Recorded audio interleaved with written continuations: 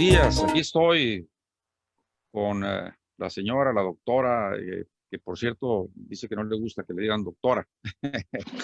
Bien, pero bueno, se sufre para llegar a tener un doctorado, entonces sí, se merece, ¿no? Se merece que le digamos doctora. Yo soy José Luis González, el capitán. Me he puesto este mote porque, bueno, aspiro a ser un youtuber famoso. Y el problema es que no quiero llamarme la rata política, ni el charro político, ni el chapucero, ni tantos nombres tan bonitos y tan populares, pero a mí no calzan conmigo, ¿no? Algún día platicaré por qué lo del capitán de Itaca. Buenos días, Mariana Bernardes. El tilde va en Bernardes. Si estuviera aquí mi amiga Montserrat, ya me hubiera criticado cuando ve el volante y no está el acento, ¿no? Ahí donde debe de ir. A lo mejor nos acompaña más al rato. Aquí empiezo disparando ya antes de leer tu currículum. Dice, María Bernardes, déjame nomás achicar un poco mi imagen porque te veo muy carón aquí. Déjame cambiar de cámara. Eso está mejor, me veo un poco más oscuro, pero bueno. Dice aquí, Mariana Bernardes es como la niebla que nace con el nuevo día. Nos envuelve en su manto protector, crea la ilusión de que la realidad no existe, acentúa paradójicamente cada una de las formas y se disuelve a lo largo del día para ofrecernos el privilegio de su transformación en agua, gracias a la paulatina caricia del sol. Bueno, pues ya estoy presentando a nuestra amiga, ahora invitada especialísima. Ahora voy a leer su currículum. Finalmente hemos estado invitando poetas y siempre son muy estrictos con el currículum, son de media cuartilla, ¿no? Como que ya es un estilo para la gente que se presenta, poner lo esencial nada más. Y así vamos a leer Mariana Bernardes Zapata, nacida en la Ciudad de México, y acabo de enterarme que tiene sus ascendientes que vinieron de la República Española. Hablaremos tal vez de eso también. Es poeta y ensayista. Realizó estudios de posgrado en letras modernas y en filosofía, especializándose en el vínculo entre poesía y filosofía. Tamaña faena, ¿no? Interesante. Aborda una tradición de autores para quienes la poesía sobrepasa la orilla del lenguaje eficiente y comunicativo. Sus diferentes oficios le han permitido acercarse a autores definitivos en la literatura mexicana como Dolores Castro, Ramón Jirau, Raúl Renán, entre otros. Ha trazado una trayectoria que enlaza la creación poética con el ámbito académico y el editorial. Es una de las voces más singulares de su generación por su concepción metafórico-simbólica. Sus libros cuentan con prólogos de Ramón Jirau, Dolores Castro, Raúl Renán, Bernardo Ruiz, Antonio Colinas, entre otros. Ha sido traducida al inglés, italiano, portugués, catalán y rumano. Ahora a mí me falta agua, Mariana. Y aquí la tengo, con permiso. Ha publicado, cuenta con más de una treintena de libros publicados entre poesía y ensayos. Entre sus libros de poesía recientes se encuentran Nervadura del Relámpago, 2013, reeditado en el 2019. Escríbeme en los ojos, 2013, traducido al portugués por Nuno Judice, Lisboa, 2015. En el pozo de mis ojos, 2015 también. Aliento en el 2017, traducido al portugués por Nuno Judice de Lisboa en el 2018, con el que obtuvo la mención honorífica única del Fuentes Mares en el 2020. Rumor de Niebla también en el 2020, miembro del Sistema Nacional de Creadores del Arte bajo el género de la poesía en la emisión del 2018-2021. Este es el currículum de Mariana Bernardes y pues presumimos tenerla aquí en la Divina Fauna, que así es como se llama este programa cuando viene una dama. por deferencia a la mujer, ¿no? Y cuando viene un hombre, ya le decía antes, fuera del programa, se le llama la fauna sagrada.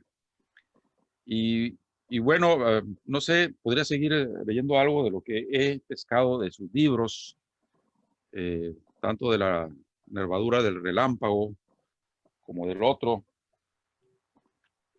¿Cómo se llama el otro? Aquí lo tenía apuntado. Rumor de niebla. Rumor de niebla, claro.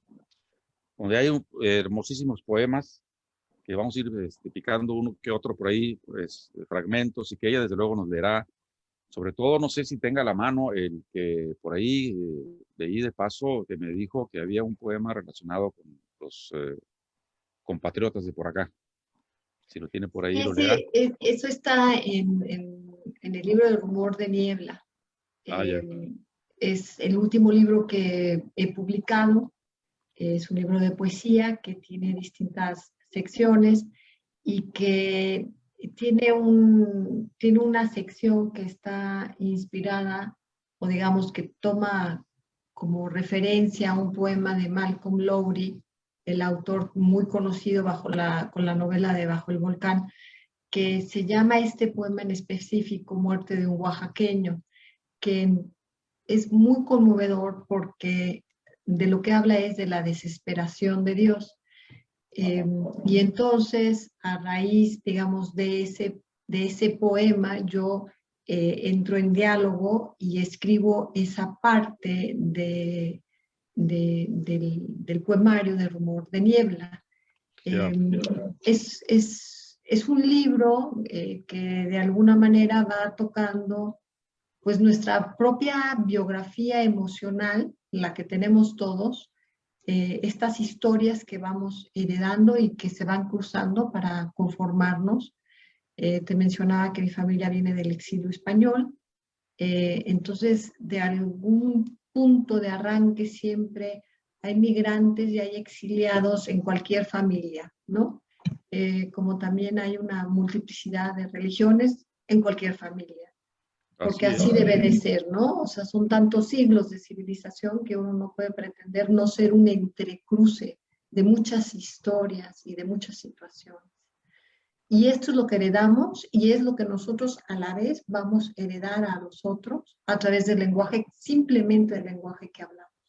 Yo te contaría esto, José Luis, que a mí me pasaba cuando estaba yo en la secundaria, que me decían mis compañeros, siempre me preguntaban, ¿pero de dónde eres? Y yo les decía, pues de la Ciudad de México.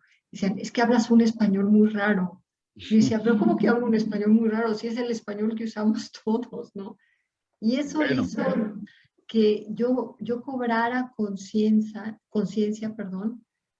de lo maravilloso que es el lenguaje, de cómo todos podemos hablar el español, pero en el momento que nos dejamos atravesar por el lenguaje, lo apropiamos, lo matizamos y nos va doblegando en sus múltiples manifestaciones. Y pongo nada más este ejemplo, ¿no? Es sorprendente cómo este español que hablamos todos lo usa distinto Carlos Fuentes que en un momento dado García Márquez, que Pedro Salinas, que Ramón López Velarde, ¿no? O sea, es asombroso. El lenguaje es como el milagro más cotidiano que tenemos. Y las palabras tienen una larga historia.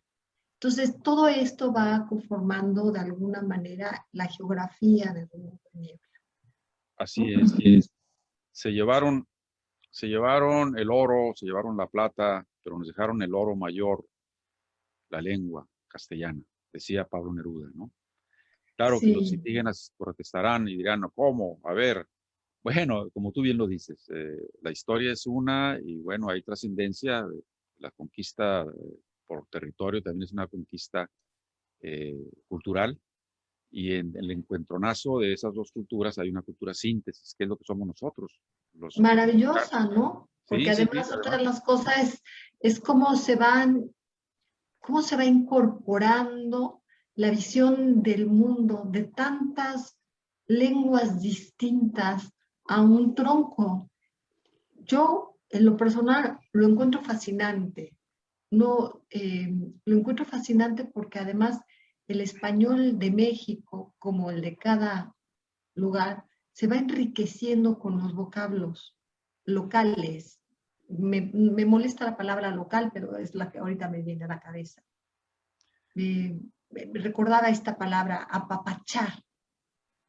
O sea, simplemente pronuncias la palabra apapachar y se te llena la boca de sonido, se te Sí. llena la boca de dulzura, se Ahora te que no llena la podemos boca de hacerlo, ¿no? abrazo, Ahora que ¿no? no podemos hacerlo más todavía, se nos llena la boca al decir cuando yo te abrazaba y te daba un beso en la mejilla, ¿no? Ahora ya no podemos hacerlo, increíble.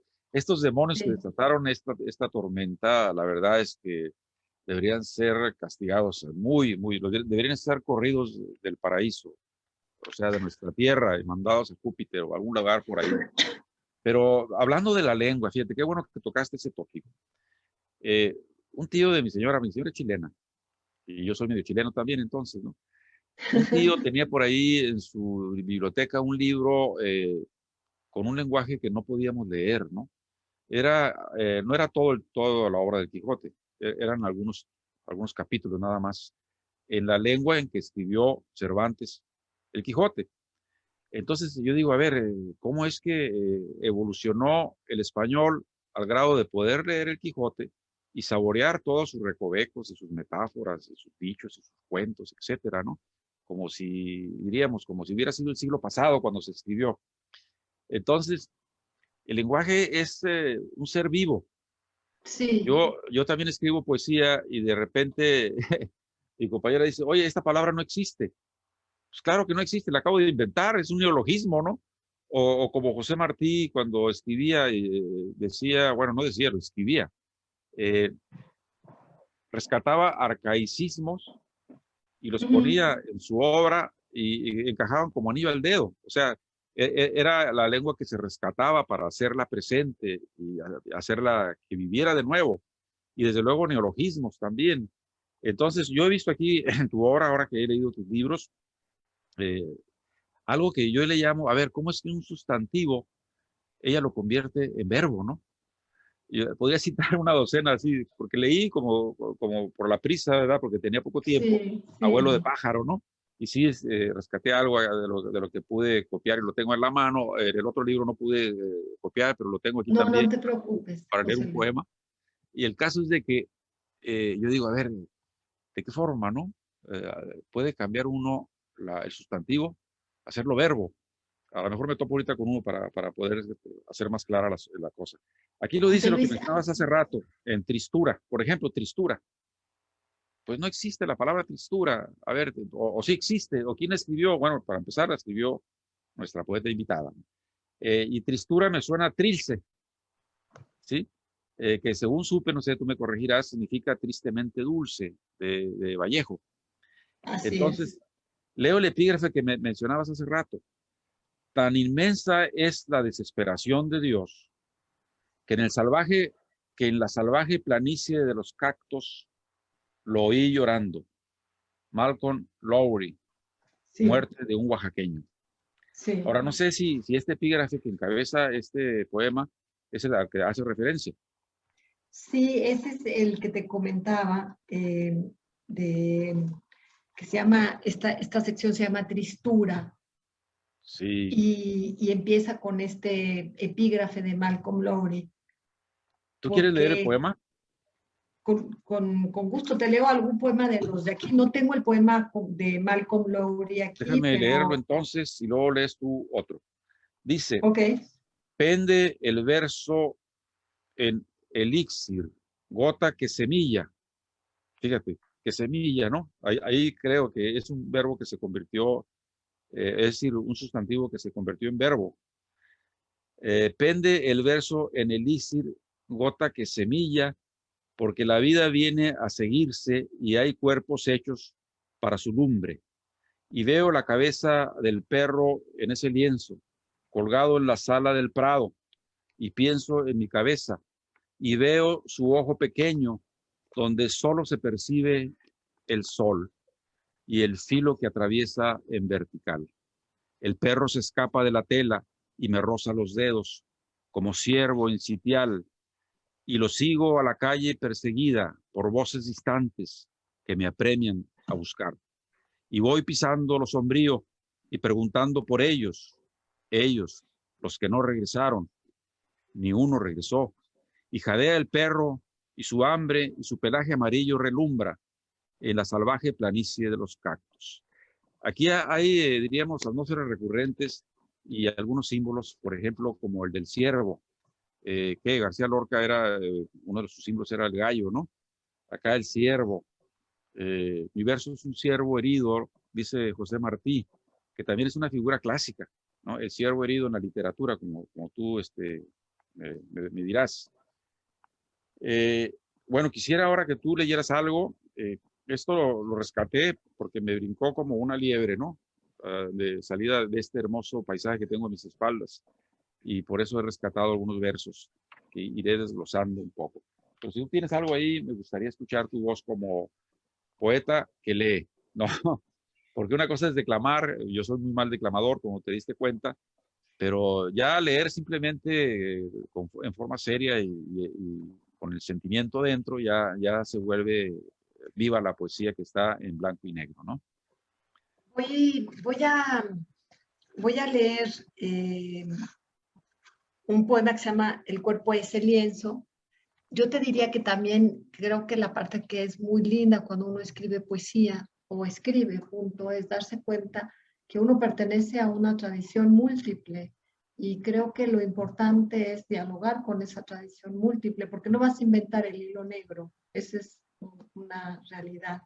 Claro. Y cuando cobras conciencia de eso, de ese inmenso regalo, entonces tienes una muy agradable libertad para hablar de muchas cosas que otros también han hablado, rindiendo un reconocimiento a la poesía de los otros, ¿no? Un enamoramiento de la poesía de los otros, porque la poesía es algo que te acompaña, es algo en lo que tú moras, es algo en lo que estás, es algo que te consuela. Un poema no es como la novela que la lees, ¿no? Un libro de poemas te acompaña a la vida, ¿no? Y vas y regresas y vuelves y los lees y los relees. Y yo cada vez que salgo de casa siempre abro un libro de poesía y leo algo y me voy con los versos, ¿no? Esta parte para mí es como fundamental porque tiene que ver con un sentido vital. Figúrate, Pero bueno, antes de que lo dime. leas, yo estaba queriendo tener la costumbre, que debo insistir en ella, de antes de comer, leer un poema en la mesa, ¿no? Allí con el plato servido, como cuando uno rezaba antes para bendecir la comida. Pero a mi señora no le gusta la poesía, no sé por qué. Ella es una lectora profesional, lee a caleta, dicen los chilenos, cantidades, novelas, y novelas de autoras muy buenas, ¿sí? Entonces no entiendo por qué no le gusta la poesía. Le gusta Mario Benedetti, digo, pues eres exiliada, con razón, ¿no? Mario Benedetti es el poeta del exilio. Entonces, así las cosas. Pero a ver, dime, te interrumpí, perdón. No, está bien. Yo te diría que también esa es una de las cuestiones que siempre se abordan cuando hacemos pláticas de poesía, ¿no? Que por lo general la gente tiene una enorme resistencia a la poesía. Y yo les digo que a la poesía uno no tiene que entrar con la cabeza, sino con el corazón, como con la Así es, música, ¿no? así Muchas es. veces te quedas con el sonsonete, con el rumor de una canción y no sabes qué es, pero conectas. Bueno, pues la poesía es igual. Entonces, la poesía es un saber de conmoción, es decir, te mueves con esto, ¿no? Y te conmueves y te enaltece y te lleva de viaje, y esto creo que es fundamental, ¿no? Entonces voy a Sí, permitirme leer de esta adelante. sección un poema que se llama El cuerpo es el lienzo. El cuerpo es el lienzo de tu moradura, la huella en abrojo, o el cardenal del silencio que en su mesura exaltó lo perdido, bitácora de la desolación que dejó la cabeza sin firmamento y un desierto creciendo en la lejanía. Mudos han quedado los labios después del beso que extendió su tránsito torciendo el tanto entender y no levantar la voz por temor a una mayor quemadura, por encontrar en el limo el barro de su evangelio, y ahora ha venido a hincarse la rabia por la rabia, dejando en su dentellada el presagio de lo abierto. Aquí estuvo, por aquí el tallo roto, advierte el trazo en el polvo. Ven, silbo vulnerado, que los pájaros quieren cantar la cólera funesta en el cardo de tu lengua. Bien, hermoso, hermoso poema, Mariana. Gracias. Y el caso es de que yo veo, por ejemplo, el desierto, los cactus, el venado, todas estas imágenes que tú tienes, de dónde vinieron. Eh, por ejemplo, algo que te quiero decir es que acabo de descubrir cómo poner las citas de otros poetas dentro de tu poema, que lo pones con bastardillas, ¿no? Con itálicas. Porque, por ejemplo, Efraín Huerta escribe Amor, patria mía, y él de plano se fusila así, párrafos enteros, y dice, ni siquiera voy a ponerle comillas, sí lo dice una vez, ¿no? Entonces, cuando tú tocas un verso, dos palabras de algún autor, lo pones en itálicas, ¿no? Y ahí no tienes que Sí, ponerle comillas, las comillas a veces se estorban, ¿no?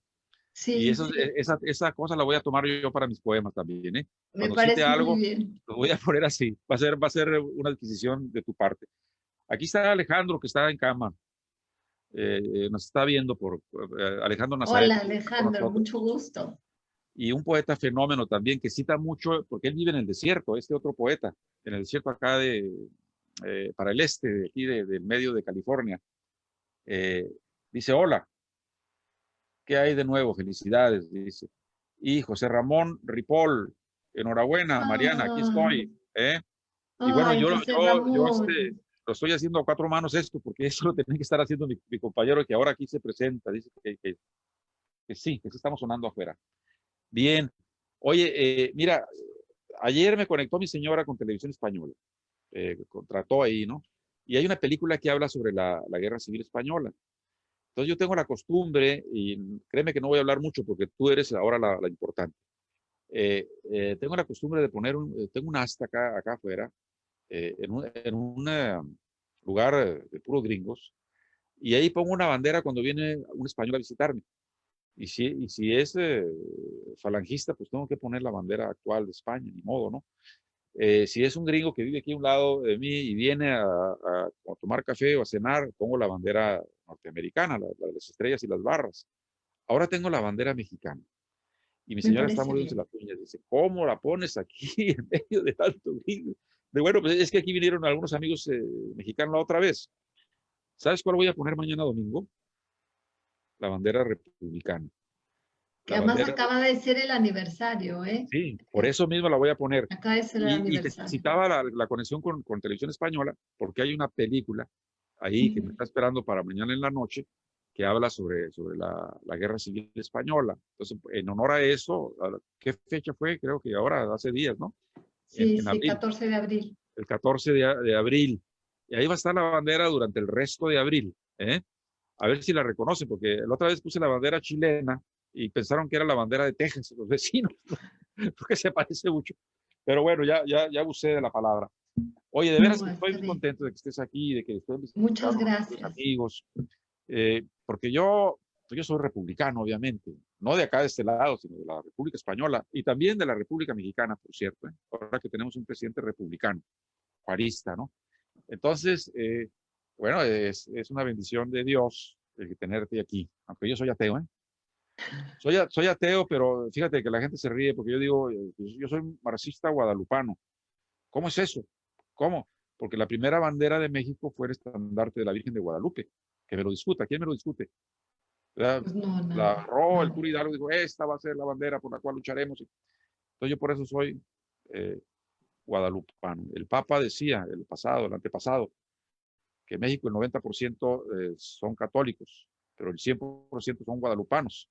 Y cuando un conferencista habló hace un par de meses sobre el estandarte de la Virgen de Guadalupe, yo decía esto mismo, decía, no, ya no es el 90%, ahora somos el 70% los católicos, porque están empujando mucho los evangelistas, ¿no?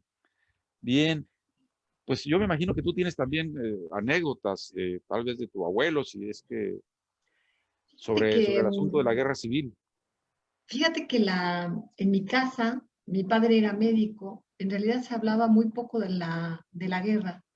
Eh, yo creo que no hay guerra buena, no creo que sea fácil venir de una guerra, y yo tuve el privilegio de tener un padre extraordinario que estuvo muy preocupado siempre porque tuviéramos una pertenencia y una raíz aquí y de que nos sintiéramos mexicanos, porque él adoró a México, trabajó por México todo lo que pudo, todo lo que le dio el cuerpo, y era un hombre muy callado y muy amoroso.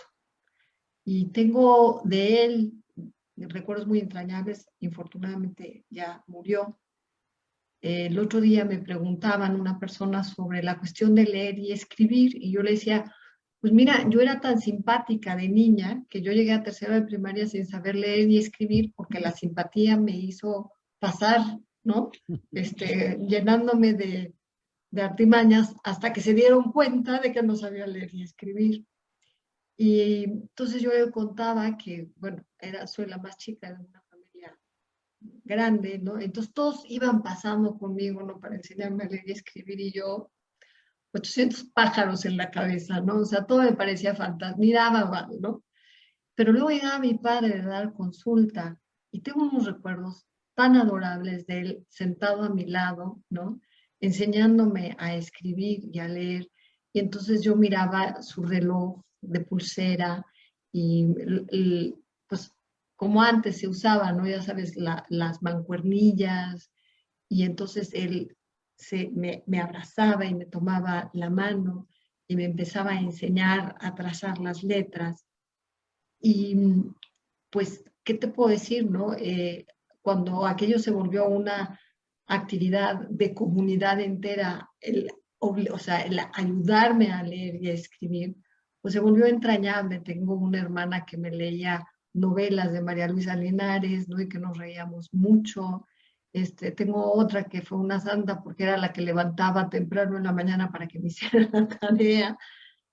Pero la lectura, cuando finalmente yo pude aprender a leer, me abrió el mundo, hizo una diferencia. Me generó un vínculo emocional hacia, no solamente hacia mi entorno, sino hacia el mundo. Me permitió eh, abismarme. Me recuerdo con una emoción estar leyendo Los Tres Mosqueteros o El Conde de Montecristo. Bueno, tú de seguro también los leíste en su momento, ¿no? Eh, por supuesto leía Salgari, Los Tigres de Montparnasse, ¿también los leíste tú? Maravilloso, ¿no? En aquel entonces, pues como yo sí soy del siglo pasado, pues no había televisión, ¿no? Era como un lujo el tema de la tele, pero había libros. Y pues nada, me volví una lectora muy ávida, y la figura de mi padre, por ejemplo, recitándonos, leyéndonos poesía, fue muy importante, ¿no? Porque me dio un sentido de musicalidad que de otro modo no hubiera tenido. Y que también, por ejemplo, mucho de la relación con mi padre está descrita en este otro libro que te mandé, que es de acceso público, publicado por el Fondo Editorial del Estado de México, de la CEAPE, que es Nervadura del Relámpago. Bueno, mi padre fue un hombre tan generoso que hasta nos enseñó cómo se muere uno, ¿no? Que eso también fue muy significativo en mi vida. Y pues nada, crecí en ese entorno, crecí en un entorno eh, donde lo que se enaltecía era la razón y el amor y obviamente el estudio, ¿no? Mi padre se empeñó en que todos tuviéramos una carrera, en que todos no fuéramos autosuficientes y que pudiéramos salir adelante. Esa herencia es la que vale. Hay un Sí, eco ahí. Bueno, esa herencia es la que vale, la que se da en casa, ¿no? Eh, eh, tu papá tenía los ojos azules, no verdes, verdes. muy Bueno, es que verdes. el color. Y sí, cuando la niña, mi señora, ah, con su padre iba leyendo lo que deshojaba él de los periódicos, porque lo miraba leer. los sábados que llegaba a casa, trabajaba de gerente de una mina, le empujó la lectura, ¿no? Y por eso es, como te digo, en serio, lectora, pero de día con día, novelas. Aquí tengo un poema de tu libro, La nervadura del relámpago, que me parece que es muy distinto a todos los demás, o a muchos de los que tienes, porque es muy narrativo, es muy en prosa, ¿no? Y lo voy a leer, porque además este libro lo iba a comentar mi amigo Alejandro Nazaret, ¿no? Así es que yo leí el primero y también casi leí este otro, pero no me alcanzó el tiempo para leerlo No te completo. preocupes. Y entonces, eh, viendo un poco a las joyas que heredaste de tus antepasados, ¿no? Hay algo que Ah, dice, sí. ¿qué manos usarán mis anillos? Es una frase lapidaria, ¿no? Cuando uno se muere, pues ¿a dónde se van las cosas que uno tiene? ¿Quién sabe, no? Pero quiero leer, si me permites, este poema. Dice, aún conservo el ave del paraíso. Habíamos recorrido el camino a Tetela, del volcán, donde el Popocatépetl lo llaman Don Goyo. Quería una azucena blanca. Era Semana Santa y adornaban los retablos de las iglesias. Su olor era más suave que el incienso. De regreso a San José de Cuautla, te conté la historia de la quinta. 2 puntos. El jazmín de la abuela, las palmeras de los primos, el amate devorado por la hormiga roja, las jacarandas guardianas del jardín. Recuerdo el aire perfumado, el olor a caña quemada, la flor de zapote y la de guayabo, mezcla que embriagaba el vuelo de luciérnagas y murciélagos. La noche era muy oscura y las estrellas atemorizaban con su inmensidad. Me hace recordar a el hermano de Violeta Parra, a Nicanor Parra, en uno de sus poemas, ¿no? En fin, es hermoso poema, se disfruta y es coloquial, pues, narrativo, como no son los demás, ¿eh? Sobre todo del libro de las nieblas, ¿no? Del De rumor de niebla. rumor de Sí, nieblas, que es otro tono. Este libro de Nervadura del Relámpago ha tenido una acogida que a mí me ha sorprendido y al punto que se volvió a hacer una, o sea, se reeditó, más bien se volvió una segunda impresión. Es un libro muy aventado, ¿no? Porque va bordeando la tensión del verso largo, casi tocando lo que es la prosa poética, pero luego tiene cosas muy ceñidas.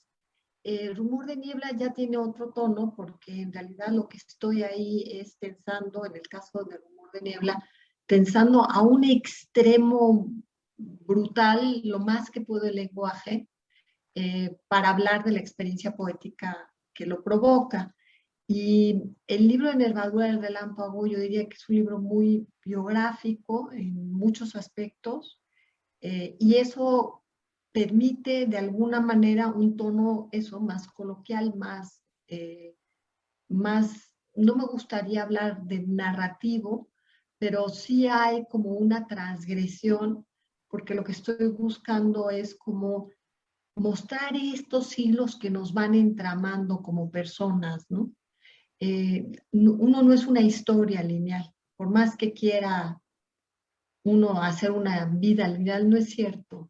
Y una de las cuestiones que fue muy interesante cuando escribí Nervadura del Relámpago, que es precisamente es esta idea de la nervadura, que, ¿no? Cuando la ves en el cielo, o sea, el relámpago, ¿no? Es esta luz una metáfora, ramificada. una metáfora muy linda, ¿no? El título para empezar del libro. Exacto, Nervadura del relámpago. así es, y la idea es como explorar todo lo que, los desdoblamientos de la memoria. Es decir, yo puedo estar aquí ahorita platicando contigo, pero por el otro lado mi cabeza está escuchando los pájaros del jardín y luego estoy pensando que te tengo que decir otra cosa, ¿no? Y no es una falta de atención, es que el pensamiento baila. Y si el pensamiento baila, se va ramificando hacia muchos lados. Y esa era la parte que me interesaba. Entonces, este libro tiene 3 secciones como muy marcadas, que son 3 momentos simultáneos en mi vida, ¿no? Uno que tiene que ver con la enfermedad que yo tuve, otro con la enfermedad de mi padre, y otro finalmente en donde quedamos todos en este núcleo para tener un sentido de vida. No un Ya. sentido de muerte, sino un sentido de vida. Curiosamente, yo estudié filosofía preparándome para la muerte de mi padre, fíjate qué curioso. Porque luego hubo Fíjate. escuela de filosofía, antes no hubo, por eso estudié relaciones comerciales, no había donde estudiar filosofía más que en México y no había dinero para ir, ¿no? Soy un pasante de filosofía tardío. Quiero leerte esto que tiene que ver con lo que estás diciendo. Mariana Bernardes escribe y cierra el círculo de la memoria. Trae consigo la historia que escinde la vida, la que aparta y acerca. Su mirada gira alrededor de un mismo hecho, el desprendimiento provocado por el exilio, la enfermedad o la muerte, cuyo movimiento se vuelve el tránsito por los días. Así reencuentra en lo nimio el sentido que salva de la destrucción, la cifra que se atesora, aún al ser incapaz de abrir la puerta del misterio. Ese umbral que, en el momento más alto y decisivo, habrá de cruzarse. Nervadura del relámpago es un libro de madurez poética. Los temas que aborda son conmovedores porque el cuerpo humano nos conmueve. El dolor, la cercanía de la muerte, lo finito que nos llama a grandes voces. Somos sus inquilinos.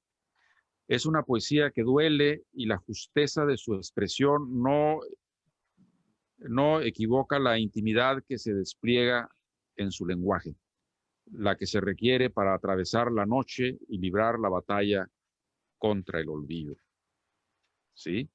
Y aquí, no sé, apunté de mano, soy el rastro de tu morar, ¿no?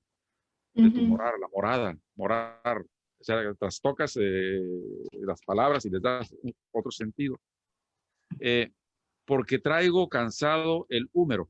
Y húmero lo pones en itálicas, seguramente citando a Vallejo. Vallejo. A Vallejo, claro. Gota que se semilla. Gota que se semilla, o sea, que se siembra, que es vida, ¿no? Sustantivo, verbo, ¿qué es? Hay que amar lo que no existe. Esta es una epígrafe, una cita de Simone Vale. Weil, sí. Hay que amar lo que no existe. Y ahorita se me viene como relámpago, hablando de esos relámpagos que mencionabas, esto que leí por ahí. Dios es el único ser que manda sin existir. Figúrate. Uno siempre inventa lo que ama, por ahí también leímos, ¿no? Luego dice, la belleza no es nada, sino el comienzo de lo terrible. Y esto me trae a Baudelaire, ¿no? Pero sí, así Ya Rilke, ¿no? Ah, La bien, belleza de lo terrible, a Rilke. exactamente. Entonces, pues estamos aprendiendo de ti. Y esto es de una hora, pero no creo que dure una hora, creo que va a durar un poco más, porque estoy muy emocionado. Y aquí tengo otro poema que leer, pero bueno, déjame ver si aquí nuestros interlocutores preguntan algo, dicen algo. Francisco López de Morena, ¿cómo estás, amigo? Un abrazo, qué bueno que estás acudiendo a la poesía. Enoc Trujillo junto conmigo y con Rafael Muñoz, todos los miércoles de 1 a 2, de 1 a 3, hora de acá de Los Ángeles, tenemos un programa que se llama Morena en el Exterior, donde hablamos de política. Alejandro Nazaret dice, mucha magia en su poesía. Maciel Monserrat, bienvenida, Maciel. Maciel es candidata a doctora en literatura, desde acá, de este lado, en Felicidades, Estados Unidos. felicidades, muchas felicidades. Nos está mirando y nos está escuchando, Maciel. Puedes entrar si gustas, Maciel. Es el mismo ID que tenemos siempre para estos programas. Y por ahí está, mira, déjame ver si me puedes ver aquí si pongo esto más grande. Aquí tú puedes verme, si acaso no, me equivoqué. Bueno, ahí arriba está, abajo de Facebook, el número. Me encantaría que estuvieras aquí con nosotros. La Casa Azul, también lo saqué de todos los poemas que tengo por ahí. Déjame ver por qué lo saqué. José Luis, Sí, como hemos estado hablando de mi padre, quiero leer 2 poemas adelante. de Nervadura del Relámpago. Y que tienen un poco que ver con todo esto que hemos estado platicando. Correcto. El primero dice así: isquemia cerebral transitoria.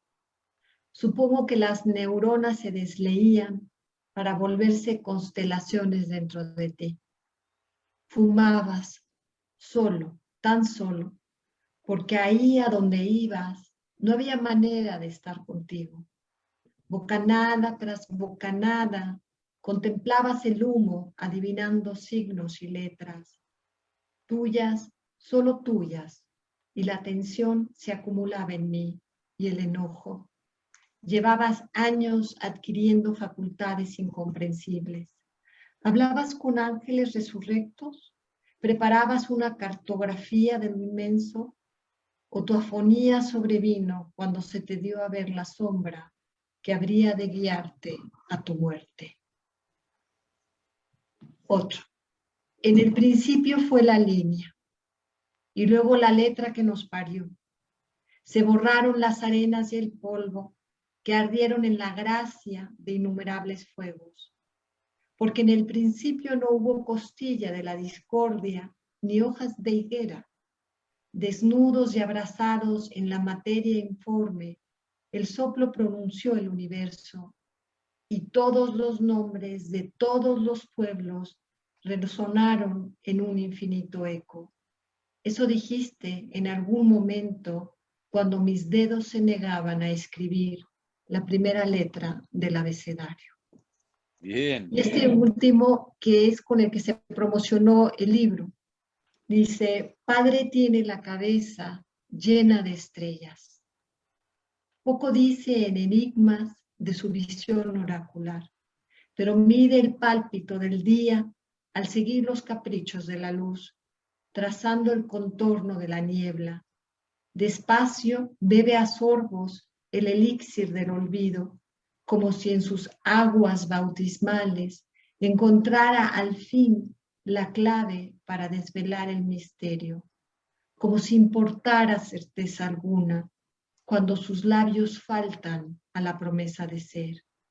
Y ya siendo silencio, lejana debe parecerle esta otra orilla, desde la cual lo miro alejarse en resplandor. Sí, Borges dice, un muerto no es un muerto, es la muerte. Y dice más, dice, un golpe de ataúd en la tierra es algo perfectamente serio. Ese dinosaurio del sur llamado, iba a decir José Luis Borges, porque un presidente de México muy ilustrado dijo, y es que como dice José Luis Borges, y bueno, eso me favorece, porque yo me llamo José Luis, ¿no? Entonces, eso incurro en ese error. Bien, oye, una pregunta entre paréntesis, no para continuar con ese tema, si no es necesario. Lo que tú quieras. Es este 14 de abril. ¿Qué pasó en España el 14 de abril?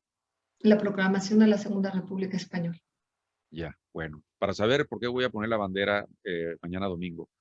Y voy a ver esa película, interesante seguramente.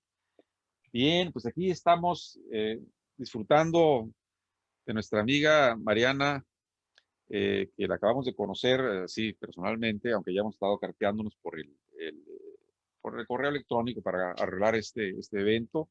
Y la verdad es que siempre que viene una persona tan importante como ella, pues nos colgamos un pistón aquí en el pecho y decimos, aquí vino un personaje humanista que además de poeta es filósofa.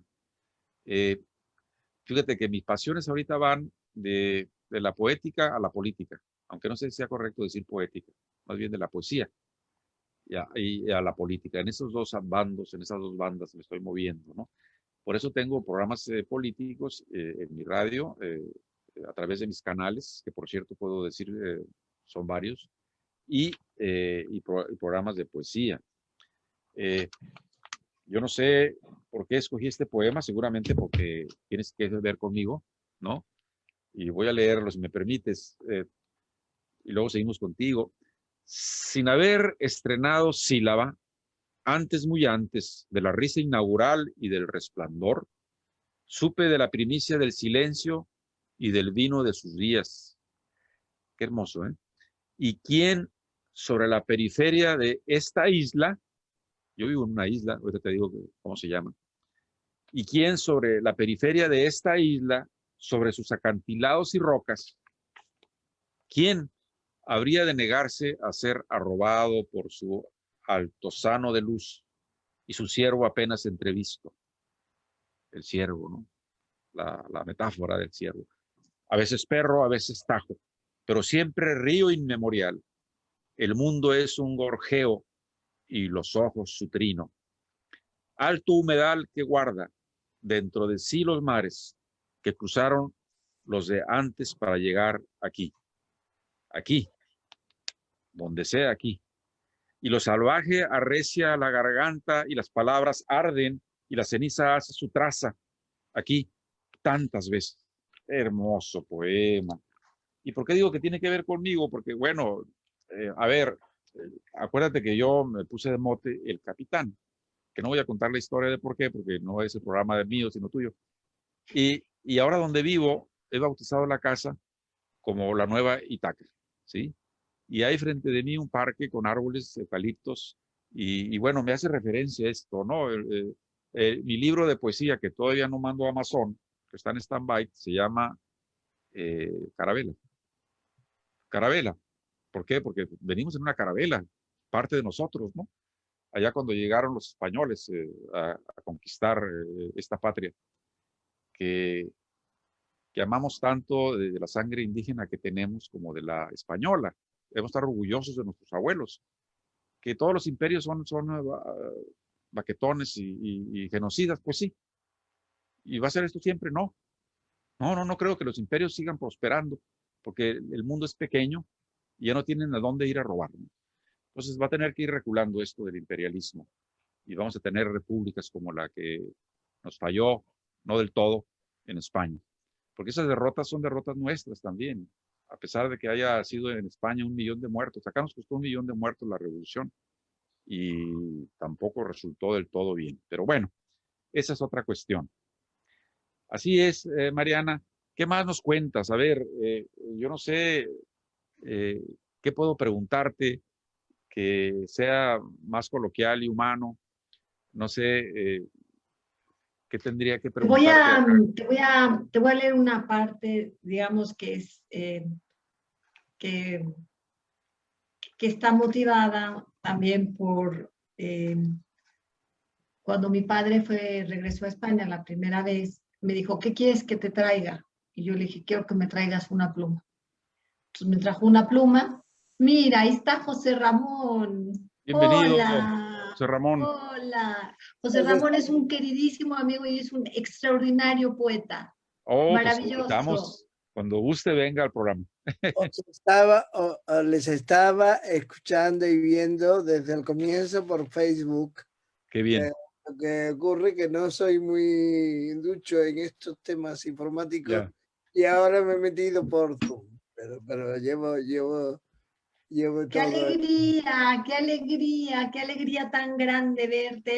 Él además, bueno, además de que lo quiero entrañablemente, lo admiro enormemente y es un poeta extraordinario y es una persona extraordinaria. Bueno, tienes Además. decirle que venga a mi programa. Yo ya lo invito desde luego, pero tú dile más para que cargue Uy, más la nube. claro que sí, estará encantado. Lo que tú quieras. Sí. ¿Qué nos cuentas, José? Pues mira, Dinos, estaba háblanos de tu amiga, de su obra. Qué bueno que estás acá. escuchando todo esto de la República Española, sí. Sabéis que hay un debate social también en España sobre el tema de Estado, ¿no? Entre monarquía y Sí, república, sobre todo después de los últimos acontecimientos con, bueno, pues todo este tema de evasión fiscal del rey de España y demás, ¿no? sí. Pero bueno, a mí me parece que el tema más que entre monarquía y república sigue siendo, sobre todo ahora con la pandemia, con la crisis económica, con todos los problemas acuciantes que esto nos trae, es un problema entre democracia y, no vamos a decir dictadura, sino pérdida de derechos fundamentales ciudadanos, ¿no? Sí. Que a veces a veces en determinadas repúblicas se conculcan más derechos que en determinadas monarquías, ¿no? Así Lamentablemente. es. Bueno, la República Española algún día Sigue vendrá. sigue habiendo un gran recuerdo. Se está recuperando la memoria pese a que hay una gran parte de nuestra sociedad, sobre todo esta parte que viene del franquismo y de la derecha más recalcitrante, que, bueno, pues se opone a que se hable de toda la realidad histórica que tenemos ahí muy viva y que forma parte de nuestra conciencia y de nuestra identidad, ¿no? Como españoles y como hablantes y como latinoamericanos, ¿no? Porque La el patria exilio, grande de América Latina, claro. Es un orgullo tener españoles republicanos, descendencia republicanos aquí en mi programa. Yo he estado en España algunas veces, he recorrido España durante 2 meses. Barcelona, me enamoré de Barcelona. No quiero desdeñar a los madrileños, pero parece que Barcelona es más europea que Madrid. Así me sentí, ¿no?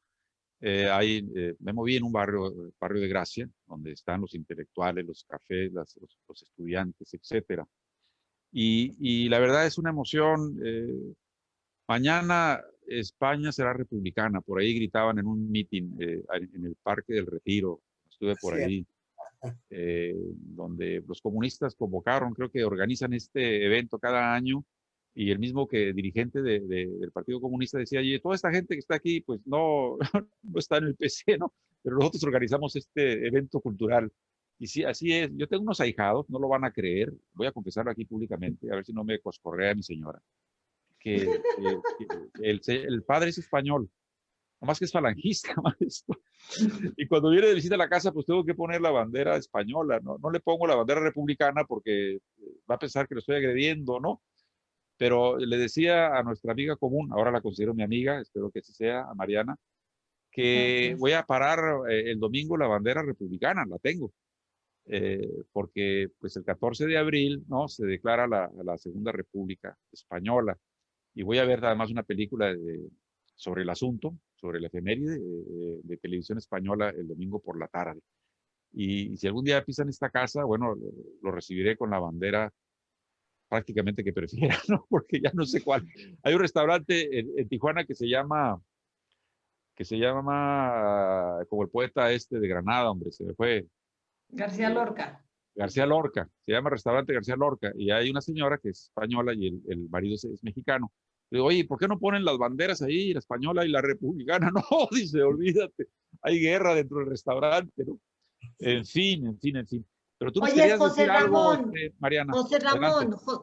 Ramón, José Ramón, léenos un poema. Ya que estás aquí, léenos un pero poema. si es tu No, no programa, importa, pero es un regalo que tú me haces Podemos a tener mí. otra hora para ti ahorita, con no, no ese te libro preocupes. con ese libro tan maravilloso que acabas de publicar, que ahí yo lo he reseñado y Sí. estuve dentro de la presentación también por Zoom, ¿no? Y cómo voy a leerte yo un poema y quitarte tu tiempo si Pero No, José adelante, Ramón, es que me Ramón. vas a hacer un regalo. Ahí Si no, está, Ramón. espera que yo voy, si no, voy por el libro y yo leo un poema tuyo. bueno, ¿Eh? no, yo puedo leer alguno.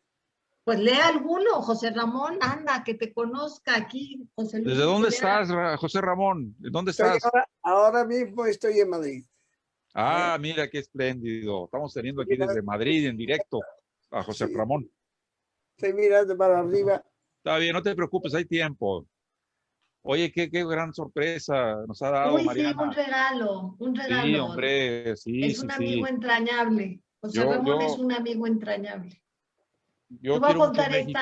te cuento esta anécdota. Estaba yo haciendo mi Adelante. tesis de doctorado de María Zambrano y yo, ya sabes, buscaba información por cualquier lado y alguien me dice que la revista Atlántica de Poesía ha publicado un pequeño ensayo de María Zambrano y obviamente en aquel entonces pues no existían los recursos que hay ahora. Entonces yo le escribo una tarjetita a José Ramón sin conocerlo y le explico que estoy haciendo mi tesis de doctorado en María Zambrano, que si me podría mandar la revista que ha publicado o por lo menos ese ensayo, tal, ¿no? Y entonces, a mi sorpresa, me mandó la revista. Ahí quedó. Y luego, muchos años después, coincidimos en una lectura. Y de repente dije, pero si tú eres José Ramón Ripoll que me mandaste la revista. Mira, y yo acabé también, ¿no? La tesis. Entonces, bueno, pues de ahí nació una amistad muy linda y nos hemos tenido mucho cariño a lo largo de los años. Y es un Qué gusto bien. tenerte. Nos vas a leer de Piedra Rota. De Vas a Piedra ver Rota, qué. Sí, sí, muy bien. a ver si encuentro. Qué bueno, qué bueno. Quería Sí, leer. decía que yo quiero mucho España, la amo España, Madrid, Barcelona, no sé por qué me prefiero más Barcelona, porque me sentí más a gusto, no es que me hayan tratado mal en Madrid, pero la señora que me vendió las papas no me dijo, oye, ¿usted de dónde es? Porque mi acento es de otro tipo, ¿no? Y dijo, oye, ¿por qué no me preguntó que de dónde soy? Si no hablo igual que ella, ¿no? Me preguntó. Y en Barcelona son más campechanos, ¿no? Más abiertos. Pero es un detalle nada más. A mi señora le pegaron en la mano en Barcelona porque andaba tocando los aguacates. No, eso no se toca.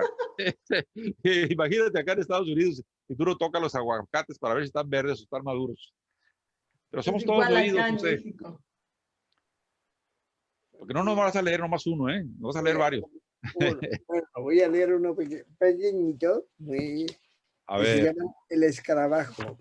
bien. Esto es más o menos una poética y que utilizo este coleóptero como imagen de la escritura, ¿no? ¿Quién no ha estado en un sitio arenoso o en una duna y de Ya, pronto ha surgido un escarabajo que va dibujando poco a poco una especie de grafía, ¿no? Con sus patitas, ¿no? Y de ya. pronto el escarabajo se esconde o el viento dispersa la arena y aquello desaparece. Y esa imagen repetida del escarabajo queriendo escribir y el viento haciendo desaparecer sus huellas, pues me provocó este poema que es un poema sobre la escritura y la poesía en sí, ¿no? Y dice así: traza un sendero entre las dunas, no sabe a dónde va o quizás sea ese aparente no saber el motivo de su existencia bajo el sol, dibujando un esquema de la vida que fluye, serpentea, sobre sus pasos vuelve e insiste otra vez más en ir. Pacientemente escribe y su presencia es escritura sobre arena que borra y borra el viento. El esbozo de un camino sin rumbo o alrededor de ti, piedra enterrada para significar sin revelarte. Bien, muy bien, ¡Ole! José. ¡Bravo! Aplauso. Venga. Realmente lindo el poema. Es un pequeño cuentecillo. Para que tú me escuches, mis palabras se adelgazan a veces como las huellas de las gaviotas en las Don playas. Pablo, Neruda, don Neruda, Pablo. el rey Midas de la poesía. Sí, Todo lo claro. que tocaba lo convertía en poesía, ¿no? Debió de haber escrito también una oda a los escarabajos, seguramente. En fin. Juan Ramón Jiménez, que utilizaba también la palabra tristura, también la Ah, ya. utiliza. Decía de Pablo Neruda, ese gran mal poeta, porque no Bueno, le gustaba eso, porque tenía ampulosa de narrar, pero sin embargo lo consideraba grande, grandísimo, ¿no? tenía la misma idea de Octavio Paz, ¿no? Cuando le Sí, preguntaron a Octavio Paz, ¿qué opina de Neruda, señor Octavio Paz? Bueno, pues es un poeta que de tan es como el río, ¿no? Que va creciendo, va enganchándose y llega al mar. Sí, es un poeta, como desdeñándolo. Y le preguntaron a Neruda, oye, ¿usted qué piensa de Octavio Paz? ¿Qué? Es un maricón. Lo mandó por ahí, ¿no? O sea que rápido lo resolvió. mira, Ahorita por los lo gays visto, lo por lo deben estar visto, crucificando. Neruda tenía un ego que se lo pisaba. Sí, sí, sí. Bueno, en Chile, yo le decía a nuestra amiga común, ya estoy amigando aquí a la poeta, que en Chile hay muchos que odian a Neruda, ¿eh? Los anarquistas sobre todo. El pleito entre Roca y Neruda fue monumental, o sea, hizo una diatriba Pablo de Roca, pero terrible, jamás yo puedo pensar que la poesía se puede usar para denigrar al otro de una forma tan grotesca, ¿no? Bueno, Neruda también escribió incitación al sonicidio, pero no comparado con el que le escribió Roca a Neruda. El otro es un madrigal, ¿no? El poema contra Nixon. En fin, pues parece que tenemos lecturas similares. Sí, allá en Chile, pues es un dandy, Neruda, ¿no? Anduvo escribiéndole odas a Stalin, ¿qué es eso? ¿No? Bueno, uno no sabe el futuro. También en circunstancias bélicas y conflictivas es muy difícil de Claro. juzgar, porque también Antonio Machado hizo pues odas al comandante Lister, ¿no? Ya, Y su hermano Manuel pues también hizo odas a José Antonio, y ni Antonio Machado era comunista, ni Manuel Machado era fascista. O sea, claro. Por eso te decía, las circunstancias te por hacen eso yo decía, José Ramón, Ay, que por eso yo decía, José Ramón, que no hay guerra buena. Y en la guerra eh, todos salen siempre muy dolidos, ¿no? Ese es así. el tema, ¿no? Sí, pero a ver, Por eso hay que apostar por la inteligencia, por defender la razón, no permitir que fracase, que más allá de todas las diferencias que tengamos, podamos encontrar un eje de semejanzas que nos permita una coexistencia mucho más amorosa y necesaria. Porque si nos enfrascamos en encontrar las diferencias, pues de veras que esto jamás vamos a poder recomponer ya no el tejido social, sino el tejido histórico, ¿no? O sea, vamos a estar constantemente agrandando estas heridas que heredamos. Es como paradójico, ¿no? Uno pensaría que cuando nace empieza uno de cero. Pues no. ¿Por qué? Porque te insertas en una tradición, te insertas en un modo de ser hombre. Entonces la pregunta es, ¿cómo nos salvamos de esta, ¿no? O sea, ¿cómo nos curamos? ¿Cómo nos acercamos y vemos qué es lo que nos puede hermanar, ¿no? Por eso a mí me gusta mucho el concepto de persona.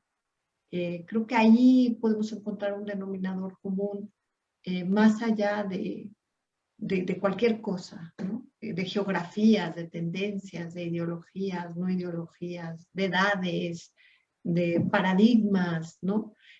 Simplemente pensar, por ejemplo, ¿no? La distancia ya tan inmensa que hay con las nuevas generaciones, ¿no?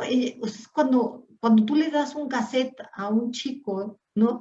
Lo mira como diciendo, ¿y esto qué? ¿No? ¿Suena? ¿No suena? ¿Cómo se come? O sea, ¿sirve para el coche? ¿O qué es? ¿No? Y ya ahí te marca, sí, sí, ya ahí ya te marcó una distancia generacional enorme y tenemos que apostar por algo muy bueno para los que vienen. El futuro fíjense es de los jóvenes. cómo derivamos de la poesía a la filosofía, a la política. Es que todo es una mezcla, pues, nada es puro, Sí, no, sí. nada es No. puro. Todo es dialéctico, todo es contradictorio y sí tiene sus diferentes ópticas y que tenemos que ver. Nuestro presidente en México, pues dice que todo por la vía pacífica, que el que lucha por la justicia no tiene nada que temer. Pues hay que preguntarle a Allende, a García Lorca, a Víctor Jara, si luchando por la justicia no temieron, ¿no? ¿Qué decía Lorca? Tienen, por eso no piensan de plomo las calaveras.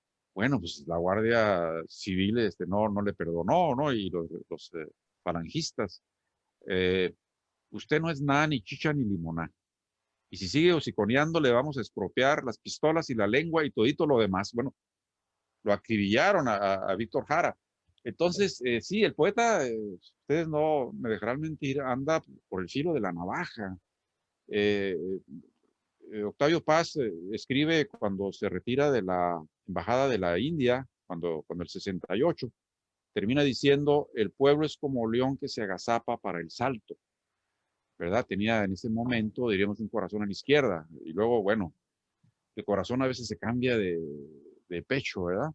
Yo me imagino a Vargas Llosa siguiendo de rojo en ya los tiempos de su vejez. tendría que estar dando conferencias en los sindicatos y invitado por las universidades marxistas o qué sé yo. Y entonces no, prefiere mejor cambiarse del lado derecho el corazón. Ya estoy metiéndome con la política de nuevo, para poder estar pues Yo saludando nada a la más, gente. José Luis, Ahora es muy bueno el escritor, ¿eh? Mi señora es fanática de él. Yo te diría esto, un poco transgresor en este sentido, ¿no? Yo creo que finalmente Platón echa fuera de la República al poeta, porque el poeta tiene que nombrar, ¿eh?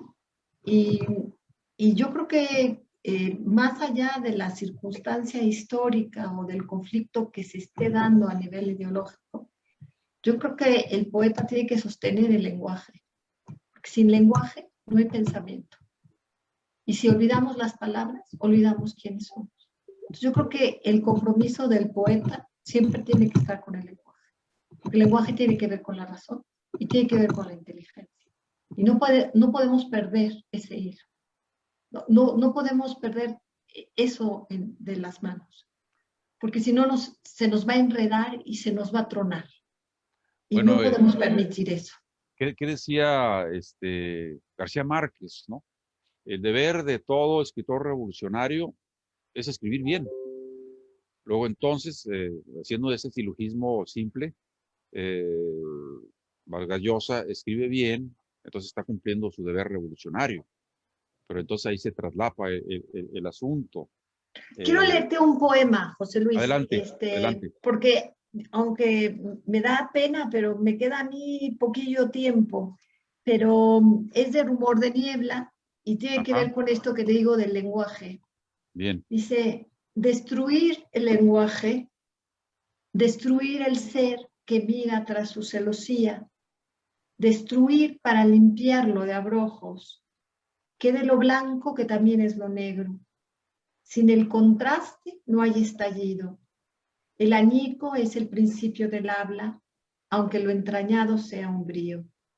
Él pinta en el cielo ahumado de Guernica el foco irisado que todo lo ve, la desolación que acusa el imperio de la barbarie, que alienta en el hombre y no en el pájaro, que crece en el risco de la línea para avivar la ribera de lo extremo.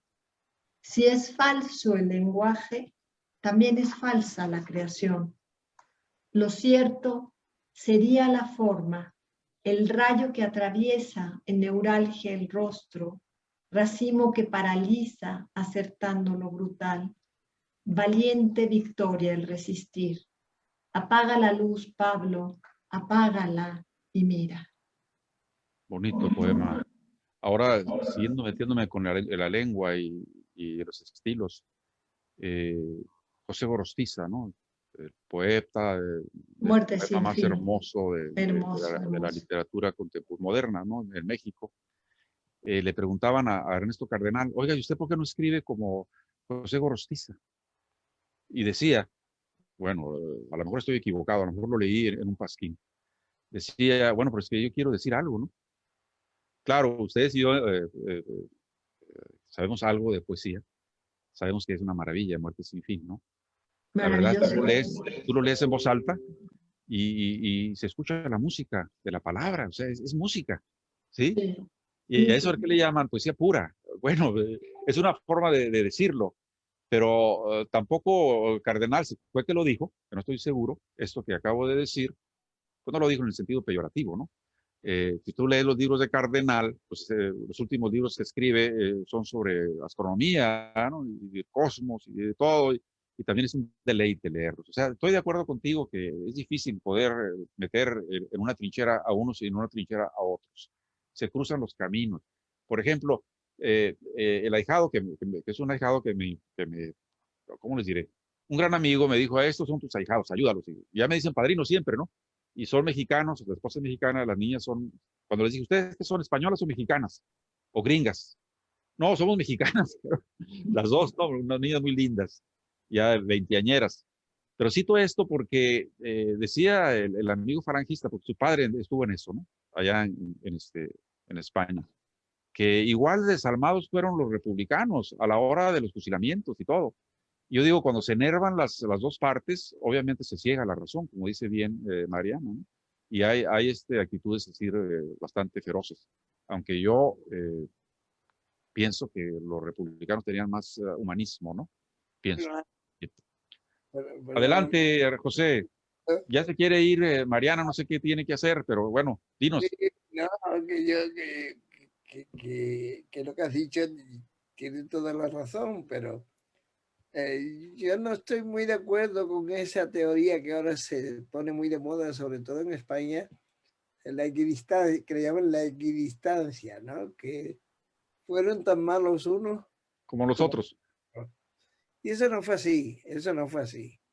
Aquí había un régimen legítimamente constituido, con unas elecciones democráticas, con sus fallos, con sus tropelías, con todo lo que tú quieras imaginar, pero que eso se hubiese enderezado con los meses, no digo con los años, incluso con los meses, y de pronto hubo un golpe militar, se transformó en guerra civil, pero fue un golpe militar, y luego vino una posguerra que duró muchísimos años, y en esa posguerra solamente había vencedores que hicieron y cometieron muertes, cárceles, persecuciones, vejaciones, y eso, no, eso está ahí. Eso está ahí. Claro. Es decir, que unos fueron iguales que los otros, pues mira, hasta que a los otros no se le ofrezca otra oportunidad como esto, no se puede, no se puede sobre todo. Bueno, el generalísimo decía que si hacía falta matar a la mitad de los españoles por prevalecer, lo haría, ¿no? Nada más llegó a 1 millón de muertos entre ambos bandos. Y bueno, pues eso lo dijo, yo no lo dije, lo dijo él, ¿no? En fin. Bueno, a ver, estoy pues sin ganas de irme, pero creo que tenemos que ir despidiendo el programa en unos minutos, 5 minutos. Así es que le voy a dar la palabra primero al recién llegado, José Ramón, y al final vamos a pedirle que nos despida el programa, Mariana. Dinos, José Ramón, tienes el tiempo que quieras para saludar a tu amiga, para decirme que sí vas a venir a mi programa, que te agende, que luego me pasen tu correo electrónico, etcétera. Yo te paso el correo y además Mariana tiene todas mis coordenadas y estaré encantado de estar con vosotros, leer, comentar lo que sea. Y por otro lado quiero darle enhorabuena a Mariana Bernardes, que es una poeta estupenda, no solamente poeta, sino estudiosa de la poesía. Yo le estoy muy agradecido porque ella me hizo una antología en México, que es, bueno, pues como si lo hubiera hecho yo, porque coincidimos en 98% de la selección, ¿no? Muy bien. Lo hubiera hecho yo. Pero aparte de eso es el olfato que tiene, la finura que tiene, cómo se acerca a la poesía, al misterio de la poesía, a la palabra, al lenguaje, como ya no solamente como fuente de vida, sino como construcción mental y como conciencia universal, y en particular a la música y a la cadencia de la lírica española, o vamos a decirlo en español, ¿no? Para ser más exacto, ¿no? Y yo creo que Mariana es un caso de ejemplar de estos poetas que construyen y que trabajan día a día, poco a poco, y que van edificando cada vez una obra mayor, pero desde el silencio, ¿no? Y siempre con el silencio como tarjeta de visita y como pantalla de fondo. Gracias, José Ramón. Te felicito por tener una amiga como Bernardes. Ahora sí, pues lamentablemente estábamos llegando al fin. Tienes todo el tiempo que quieras para despedirte. Bernardes, Mariana. Muchas gracias, José Ramón. Ha sido un regalo maravilloso verte. José Luis, muchas gracias por este espacio y por permitir este encuentro, no solamente con José Ramón, sino contigo, con tus escuchas, con las personas que te siguen, y muy conmovida de estar acá, de poder hablar de la poesía, de poder leer cosas mías.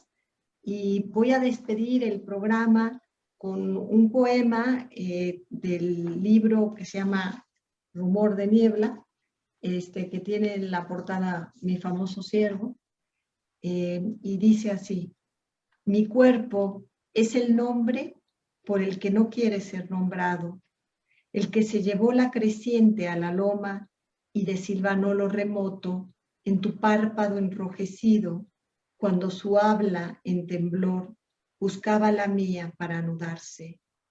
Solo se muere ante la dignidad de la sepultura. La piel se lava y se reza, se devuelve a su borradura en un sudario que conserva la caricia que lo hilvanó.